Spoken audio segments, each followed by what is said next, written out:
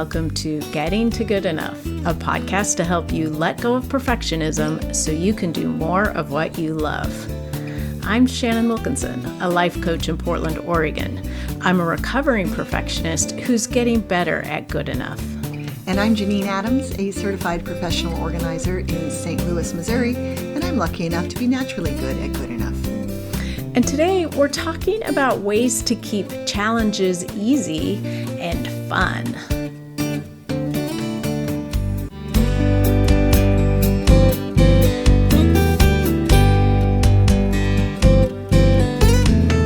Hey Shannon, how you doing? I'm doing great. How are you? I'm really well, thank you. Excellent. Excellent. I can't believe that we're near the end of 2020. I know, the longest year ever. And also, I keep saying it also is like the year we never had. Right. Like it really does feel like we should be back in March. Yeah, it's a very special year. Yes, definitely. But we wanted to talk about one of our favorite things to do since we discovered it, which is the 30 days of yoga that Yoga with Adriene hosts, I guess? Creates? Yeah. I don't know. Shares with the world? Right. Gives the world. Yeah. I mean, I love challenges generally like this, but this one, which she doesn't call a challenge, she calls it a journey, which I also love. Mm-hmm. I'm eagerly anticipating it will be my third one, I think. Yeah. She does them every January and releases a video each day in January that's all part of on a theme that she puts together for this purpose. And last year's I loved so much. It was home, wasn't it? It was home. Which is oddly prescient now that I think about it. Amazing, yeah. Yeah, but it was so like yummy and it was really great. It was wonderful. Yeah, and I did it again.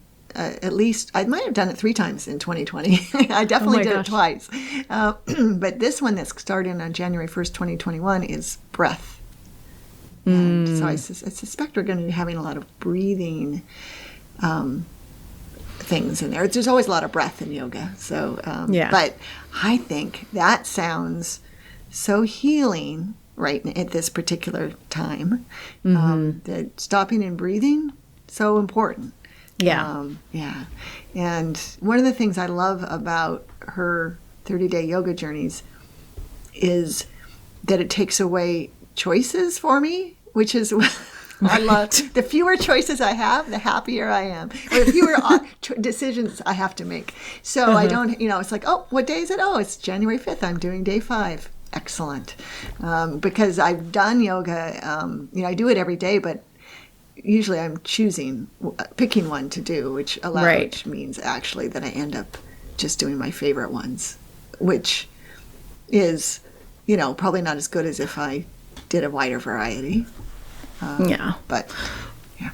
Well, and, you may be missing out on new favorites by not it's trying the whole anything else. Restaurant menus thing, isn't it? Yeah. Exactly. Yeah. But I totally get that. That's why I always like to go to classes at the gym, because all I have to be responsible for is showing up, and then they tell me what to do. And I don't have to think about it. And I loved that. Yeah. So, I'm really looking forward to this. But there's a whole bunch of other kinds of challenges that we have done both for ourselves and that we've led. You do a regular one on your family history blog. That's right. I do my 30 by 30 challenge where I challenge myself, really, but also any reader who wants to join me to do 30 minutes of genealogy research a day for 30 days in a row. I've got one going on right now because I was going to wait till January because that's a natural time to do it. But in November, I did so little genealogy research. I'd done one in October. I researched every day. Without a challenge, I don't research. Right. It turned out in November. November was a weird month, but and so I did one I'm doing one right now, and I have missed 2 days so far this month because I forgot, weirdly. But anyway, I love they really help me, and they help my readers too. The people give me great feedback. Yeah. Well, I think one of our favorite 30-day challenges is NaNoWriMo, the challenge to write a novel in 30 days. Yes, although I will say that this month, November 2020, felt so stressful that on more than one occasion, I said to myself, I am so glad I'm not doing NaNoWriMo this year. Oh, yeah. Yes, but it is such a great example of how a 30-day challenge is great because, 30 days is such a finite amount of time. Right. And also the stakes are very low, I think. Yeah. Yeah. Well, I think that's the key to keeping a challenge easy and and making it fun is to keep the stakes low, but interesting enough that you care enough to do it. Mm-hmm.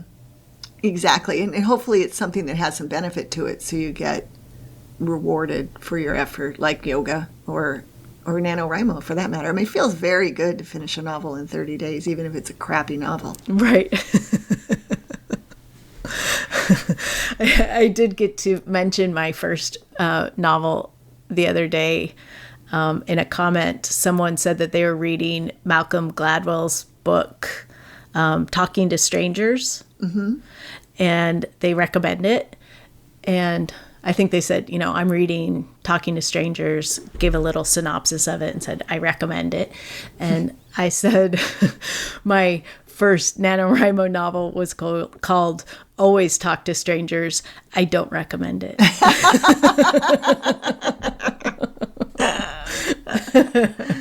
excellent.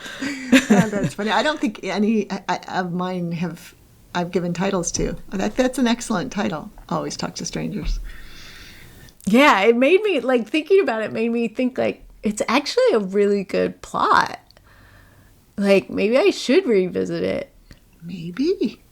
Maybe over 30 days, some month. Some month if I feel I want to get inspired enough to do that. Right. But it's such a good point about, taking on these challenges is that to stick with it, it has to be something that you want, not something you feel you should do. Right. Yes. Yesterday I was talking with my sister-in-law who shared a challenge that she was doing around saving money that involved something, apparently it's on TikTok, involved getting 100 envelopes, writing the number 1 to 100 on, each one gets a number, and then randomly selecting one each day, I guess for 100 days, and putting that amount of money, cash, in the envelope that's on. Oh. Yeah. And she was really excited about saving $5,050. Wow. Yeah. To me, in my YNAB sensibilities, I'm like, that doesn't sound good to me. But whatever works for you, right? And apparently it's a thing. Like she said, oh yeah, there's a bunch of videos on TikTok about it. She said, do you watch? Is that the word? Watch TikTok? Use? I don't get TikTok. I know. I said, no, I'm too old. I don't TikTok. Get it beyond its videos. Yeah, I don't get it. Yeah, I've spent very little time on it. But I've only seen some Sarah Cooper videos, with her lip syncing to Trump on TikTok. But I thought she was excited about it. And it came up because it was FaceTime, and I said, hey, you see my dress? She said, yeah, that's a cute dress. I said, I'm wearing it for 100 days. She's like, what? And Barry said she likes a challenge. Janine always likes a challenge. So she said she shared her 100-day challenge with me. But both of those are fun, easy. Well, hers is a fun, easy way, maybe. I mean, she thinks it's a fun, easy way to save a lot of money, and that's really great. Yeah. And that's the thing is that it has to be appealing to you. Mm-hmm. I know I have, I'm sure you have, and I'm sure our listeners have tried challenges before that, you know, it was like I'm laughing because I had this thought. I started reading a book and I thought to myself, you know, this is a book I would like to have read, but I'm not really interested in reading it. But, you know, so like taking on a challenge because there's something that I would like to have done, but I'm not really interested in doing it. Yeah. You didn't read the book, did you? No. No. No.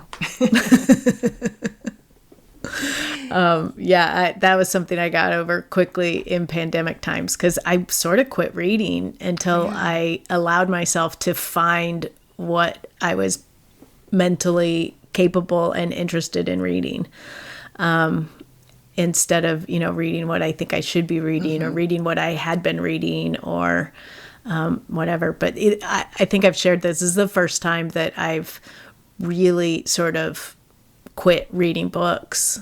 Yeah, you're an avid reader. Yeah. So, yeah. But you're back. You're reading again? Oh, yep. And I've taken to only starting books where I can check out both the Kindle version and the audiobook version at the same time.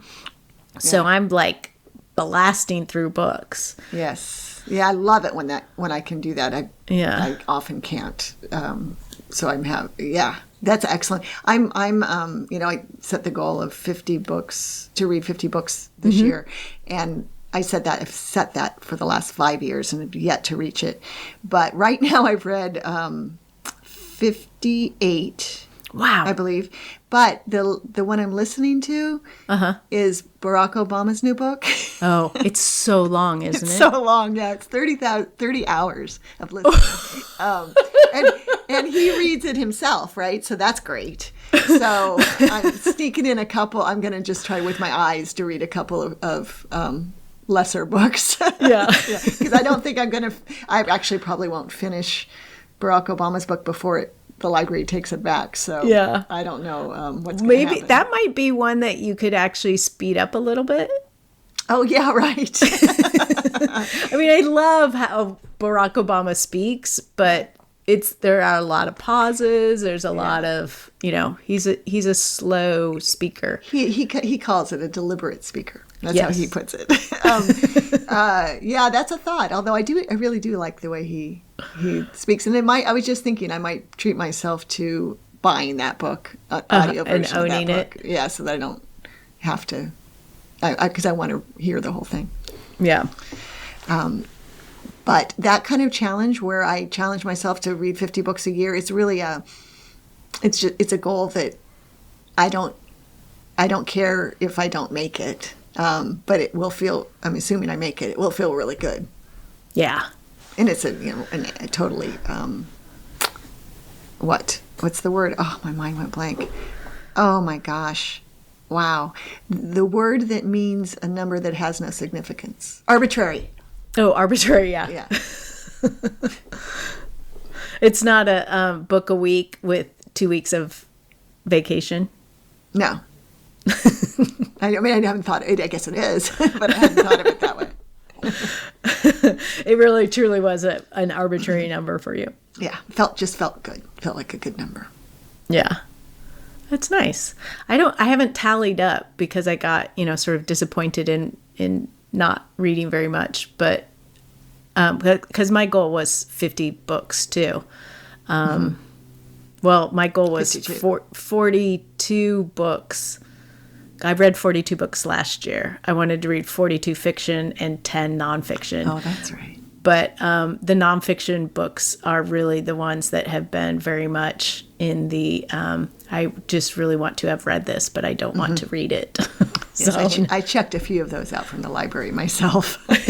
Yeah, so I know that is completely out the window, but I'll be curious to see where I end up on my nonfiction reading because I really have been like tearing through books the last few weeks. Oh, I'm so glad. Which is very fun.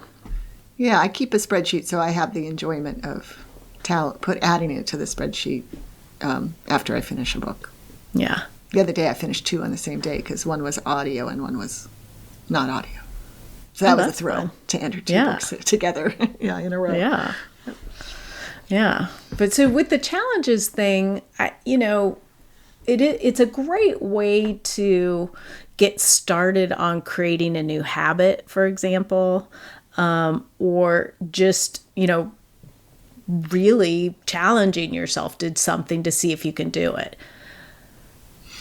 And I would imagine some people might hesitate to start a challenge for fear that they won't finish it, and then they'll feel imperfect or feel like they're doing it poorly or wrong, when in fact, a lot of these fun challenges, you can get benefit even if you don't finish it. I mean, if it's a yoga challenge, 10 days of yoga is awesome. Yeah. Yeah. 10 days of yoga is greater than no days of yoga. Right. A third of a novel is better than no novel. That's right. Yeah. So it's okay if they go by the wayside. Right. Right. So that is a little bit different mindset that I think most people have, and particularly perfectionists. So, sometimes it's helpful to create a challenge where you have a bit of a range, where, sort of the low end is whatever feels ridiculously easy, and the high end is like, sort of what if you did it as well as you could, or like sort of your ideal version or something like that. Mm-hmm. So are you saying that the range would apply to whether you count the challenge as a success, or whether or even whether you count today as having done? I mean, if your challenge is to walk every day, maybe you're okay with you let yourself walk around the block and call it done. In another day, you might walk 5 miles. Right. Yeah, I think it's important for things like that. And, if you want to do the yoga with Adriene with us, but you're new to yoga or something, maybe like the base level of it counting is that you cue up the video and you get on your mat. Mm-hmm. You lay eyes on Adriene and Benji. Yeah, because Benji. Benji, her cattle dog. The other day I was doing one for neck and shoulders, and we were stretching our neck, and he got up and stretched his neck. It was he walked in front of the camera and did one of those dog stretches where they stretch their neck up in the air. It was oh my gosh, that's excellent. so cute. Yeah, he's the greatest. But I think that's a great way to keep it easy, is to figure out what counts and to make that really doable. Right. Be really kind to yourself in your criteria. Mm-hmm. Yeah. I love that. I love that idea. Because the word challenge sometimes sounds like you need to be hard on yourself, but you don't. Yeah. Yeah. And I also noticed, I talked about this in a class I taught recently, that I really haven't done any kind of sketching or cartooning or anything since my class ended. And I keep thinking that's something I would like to do again. And I'm just not doing it. And I realize, that's fine. If I really wanted to do it, I would figure out what's keeping me from doing it. And then I would go from there. But I have a suspicion that doing some sort of a 30-day challenge would be a good way for me to sort of kickstart that habit again. Mm-hmm. Oh, yeah. Especially since your cartooning was a daily thing. Right. The class you took required you to do it every day, right? Yeah. Although I sort of feel like that then that became about, the challenge was really about completing my homework, not taking joy in creating something every day. Right. So, just being mindful of that. I think it would be not very helpful for me to decide I'm just going to do that challenge right now, because I know that I have some sticking points around that mentally. Mm-hmm. And it's not something that I feel so strongly about that I'm diving into it right now to figure out, what I need to do to get back to it. What I like about that is you're giving yourself that grace to just not address it right now until you're ready to address it, rather than saying, I should be doing this. I spent all this money on this class and I gained these skills and I'm not doing it. I should do it. And then just feeling bad. Right. Yeah, you're letting yourself explore when you're ready, explore what might be holding you back from doing it. Yeah. And, maybe that'll be another episode or two. Yeah, maybe. Yeah, maybe that could be how I get back into it, is use my experience to help other people. Yeah, that's how my blog works. Yeah. Yeah. That's very helpful. But I think we sort of covered all of it. Like, keep it doable. Be kind to yourself. Cut yourself slack. Have fun. Try to have fun. And that reminds me, one of the things I really like about doing the January 30-day journey with Adriene is the whole community that, there are all these people around the world doing it. And when I was doing it last year, and I did a couple of my cartoons about it and tagged them, and other people and looked at the tag, and I saw that other people were sort of drawing their practice or sharing things about their practice, and there's a whole community. That's wonderful. And there's such a kind community. And the comments on her YouTube videos, beneath any individual video, are so beautiful. They are. People are so wonderful. Yeah. It's a very nice little corner of the internet. Yeah. So, figuring out, it is in some way doing it in community is often useful. That's why your 30 by 30 genealogy challenge is so helpful, because there are other people who are doing the same thing. That's why NaNoWriMo works.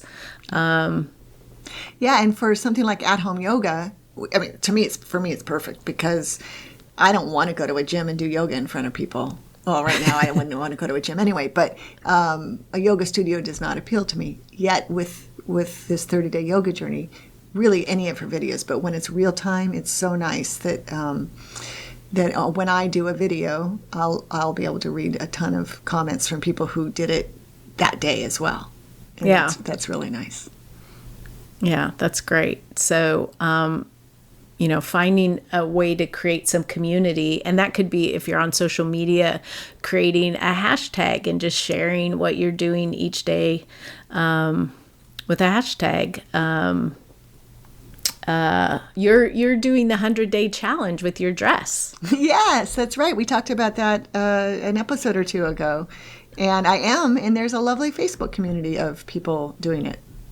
So that's very nice. Yeah, so it's a really nice way to, find people to connect with in a time when it's difficult to connect with people. That's a good point. Yeah. So, I'm sure that people can find some sort of challenge and some sort of community around a challenge that helps you do something that you've been wanting to do. Oh, yeah. That's a great thing to search for. Yeah. Anything else? No, but I know you're about to say this, but if there are listeners who are participating in challenges, I'd love to hear about it. Yes. I always love hearing about new challenges, because, like that savings one, that never occurred to me, but of course that exists. And I think there are other challenges around YNAB about paying off debt or stuff like that. So I'm sure anything, if you have something that you've been sort of a resolution kind of thing that you've been rolling around in the back of your mind for the new year, encourage you to see if there is a challenge that exists for that, or if you can create one perhaps with your friends or even more publicly. Yeah, you could be like Vanessa, our guest, who created a whole movement just because there wasn't one. Yeah. Yeah. Yeah, that's huge. Yeah. So we do want to hear from you. We want to hear about your challenges. We want to hear your challenges around challenges and share with us what you're doing, what your plans are. You can let us know in the show notes at gettingtogoodenough.com. You can head over to Facebook or Instagram where we're at Getting to Good Enough, or on Twitter we're at GTG Enough. And you can always, always, always leave us a voicemail at 413-424-GTGE4843. But for now, this is Shannon Wilkinson in Portland, Oregon. And Janine Adams in St. Louis, Missouri. And we hope that good enough is getting easier for you.